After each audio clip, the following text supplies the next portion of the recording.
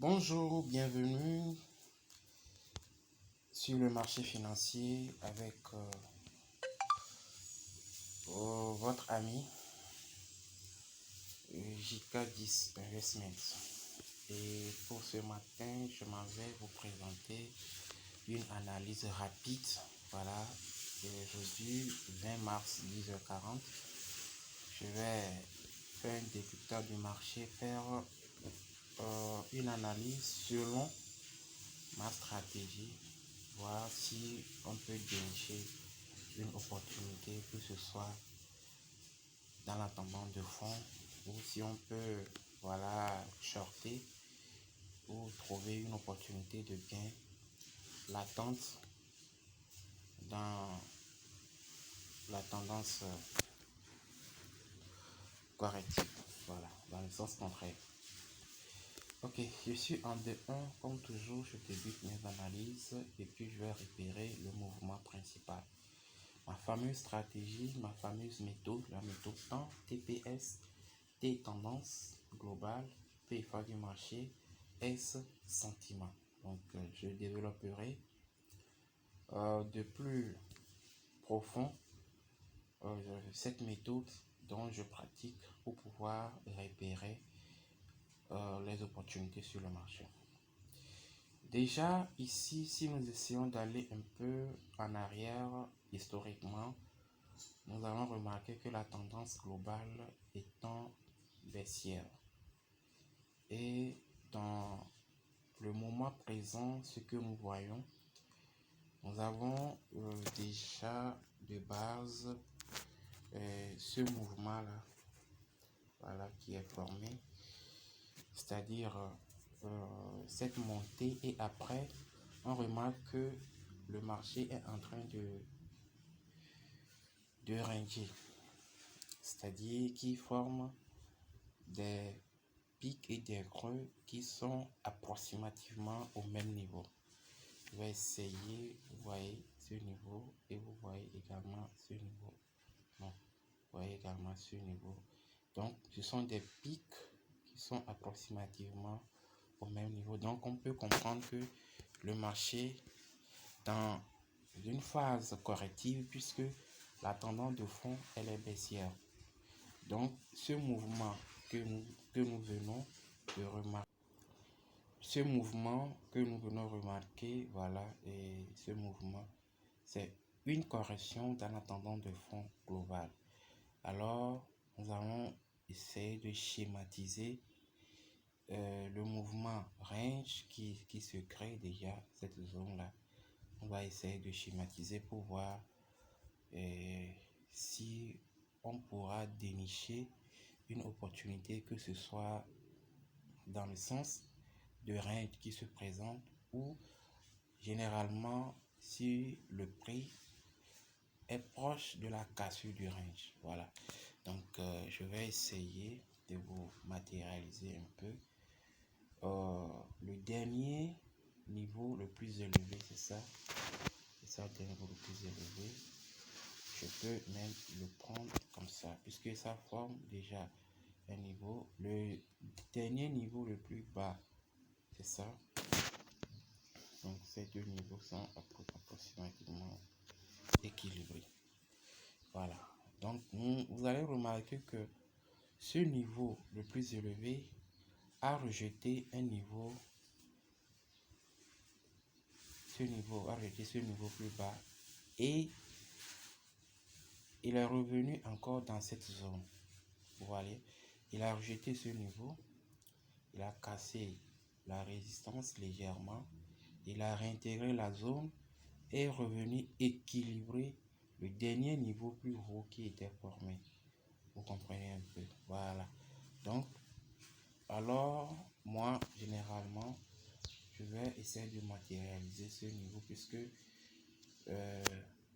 dans le cas présent, c'est-à-dire des retracements qui sont nouveaux, c'est ces deux mouvements là qui font la pluie et le beau temps. De la même façon, nous avons également un autre niveau ici, un autre niveau, voilà, ce niveau également c'est un bon niveau.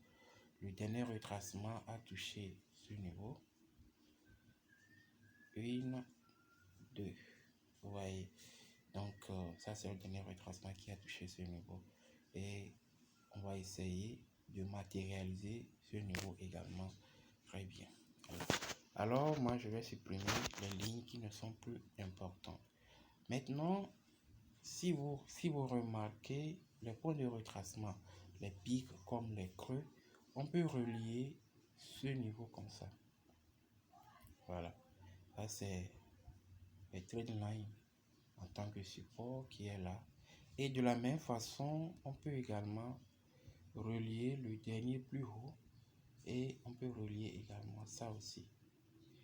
Donc suivez-moi tranquillement. Ce qu'on voit, c'est ça que nous sommes en train de schématiser. Et généralement, si vous voyez, ça forme à peu près un triangle. Comme nous sommes dans une phase baissière, on va plutôt nous ranger dans le mouvement dominant. Le mouvement dominant, c'est le mouvement baissier qui est dominant. Mais déjà, si vous remarquez un peu ici, on peut remarquer qu'il y a une baisse qui se crée ici. 1, 2. 1, 2. Ça, ce sont les creux aussi qui forment un mouvement bas de plus en plus haut. Et les pics forment un mouvement bas de plus en plus bas. Donc, ça forme à peu près un triangle. Mais est-ce que la sortie du triangle se fera pas ou généralement, comme nous sommes dans une tendance baissière et que le mouvement correctif arrive là, on voit un essoufflement, puisque normalement le mouvement correctif devrait continuer jusqu'à arriver à un moment pour continuer bien retourner, prendre la direction de la tendance principale.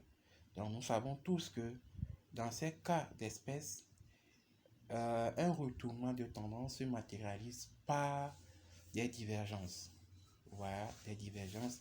En attendant la divergence, vous avez remarqué que un mouvement est en train, ou bien un schéma est en train de former avec une certaine allure.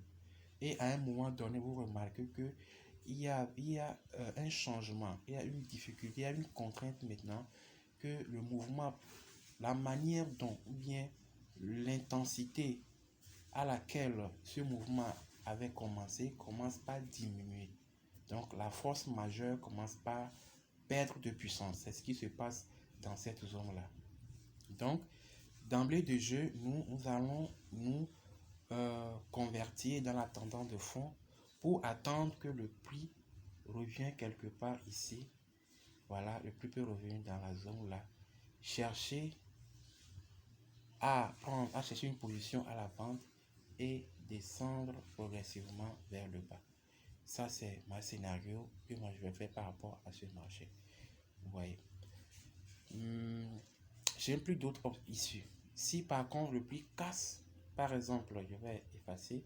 Si par contre le prix casse la résistance qui était formée ici, donc bon, on aura encore à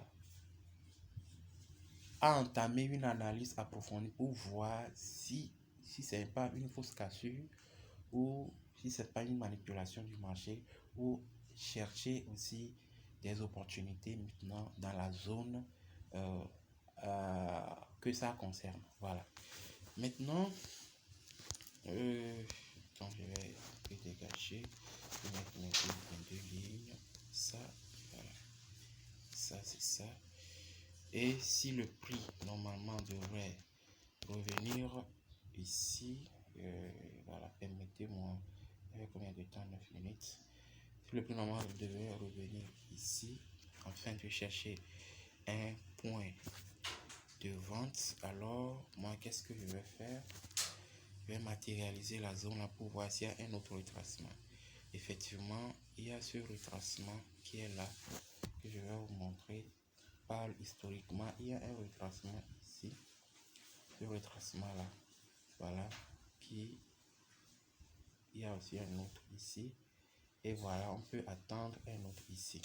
Vous comprenez un peu. Alors la ligne là est bel bien là.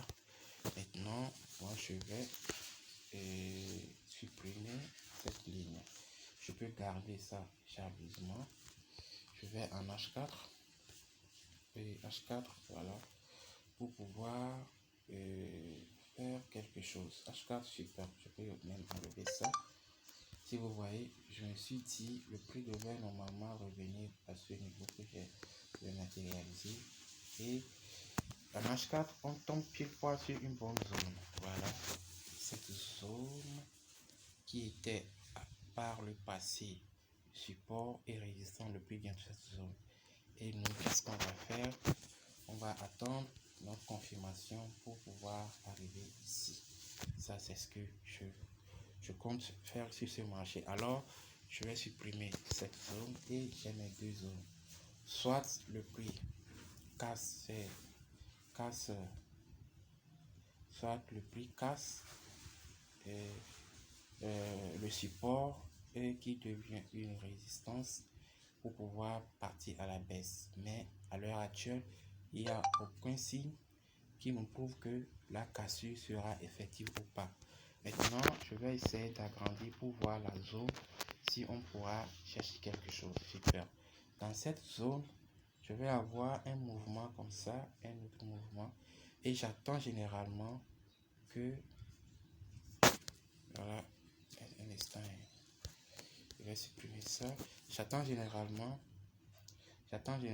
à ce que le prix casse, voilà, cette ligne et me sort ici, ou soit le prix fait une consolidation dans cette zone ici, voilà, et puis je cherche mon entrée pour pouvoir revenir ici ou pour également chercher à prendre une position d'emblée de là. Voilà un peu mon scénario ici en H4, puisque de base le mouvement étant haussière et notre dernier niveau, notre dernier bloc, c'est ça le bloc qui est ce bloc là, voilà, qui est l'origine de ce mouvement. Le prix revient équilibrer la bloc. Pourquoi pas? Il peut y avoir une consolidation et puis peut repartir de plus belle, aller toucher les 1.1000 par exemple de l'autre côté. Voilà. Maintenant, on va directement aller en H1 pour voir, parce que pour attendre nous notre consolidation dans la zone. Et si vous voyez ici, on peut identifier quelques mouvements que j'ai l'habitude de dire. 1, 2, 3. Donc on tombe ici et c'est un mouvement correctif puisque par le passé il y aura encore d'autres mouvements. On va attendre que le prix nous donne quelque chose. Le prix casse ce dernier et ce dernier retracement casse, voilà, et on va attendre peut-être une prise d'entrée ici et on revient là. Ça c'est notre schéma de figure ici. Alors ici déjà on va attendre puisque le dernier mouvement normal, je vais essayer de vous le matérialiser. C'est ça le dernier mouvement. C'est ce mouvement là que on va attendre parce que le prix casse. Le prix va casser ce mouvement. C'est-à-dire rompre cette zone. Le prix rompt cette zone là. Voilà. Et puis nous on va attendre que le prix rompe la zone là. Si possible, on peut chercher notre entrée et partir. Voilà. Donc, c'est le schéma que moi j'attends. Ok, merci beaucoup et à la prochaine pour de nouvelles vidéos.